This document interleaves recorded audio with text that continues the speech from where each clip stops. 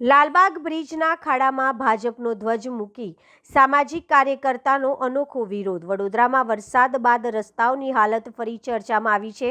શહેરના લાલબાગ બ્રિજ પર પડેલા ખાડાને લઈને એક સામાજિક કાર્યકર્તાએ અનોખી રીતે વિરોધ નોંધાવ્યો। ખાડામાં ભાજપનો ધ્વજ મૂકીને તેમણે વિકાસના દાવા પર સવાલ ઉઠાવ્યા, જેના કારણે ઘટના ચર્ચાનો વિષય બની છે।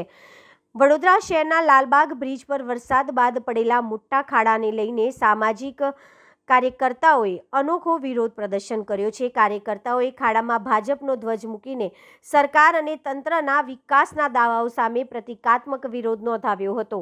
તેમનું કહેવું હતું કે શહેરમાં વિકાસના દાવાઓ કરવામાં આવે છે, પરંતુ રસ્તાઓની હાલત કંઈક અલગ જ તસવીર રજૂ કરે છે।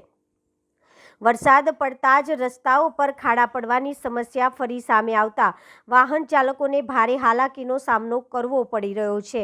સ્થાનિકોએ પણ તાત્કાલિક સમારકામની માંગ કરી। આ ઘટનાનો વિડીયો સોશિયલ મીડિયામાં વાયરલ થતા લોકોમાં વિવિધ પ્રકારની ચર્ચાઓ શરૂ થઈ છે। જો કે આ મામલે તંત્ર અથવા ભાજપ તરફથી કોઈ સત્તાવાર પ્રતિક્રિયા સામે આવી નથી।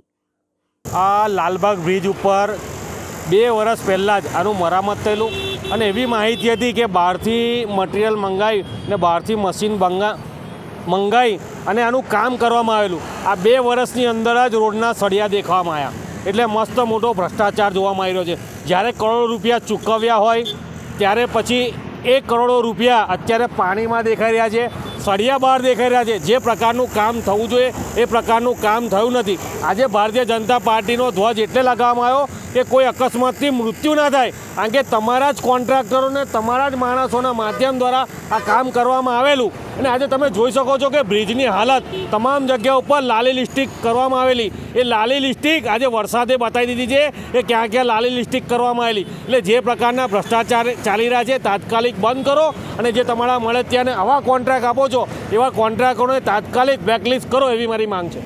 થોડાક દિવસ પહેલાં જ અહીંયા પેચવર્ક કરવામાં આવ્યું। હા, એટલે મેં એ જ કીધું કે ટૂંક સમય પહેલાં જ લાલી લિસ્ટિક કરવામાં આવેલી, એટલે વરસાદે લાલી લિસ્ટિક ધોઈ કાઢી છે અને એમને જે કામ કરેલા છે એ કામ આજે દેખાઈ રહ્યા છે, કારણ કે જે લાલી લિસ્ટિક હતી એ તો ભૂસાઈ ગઈ છે।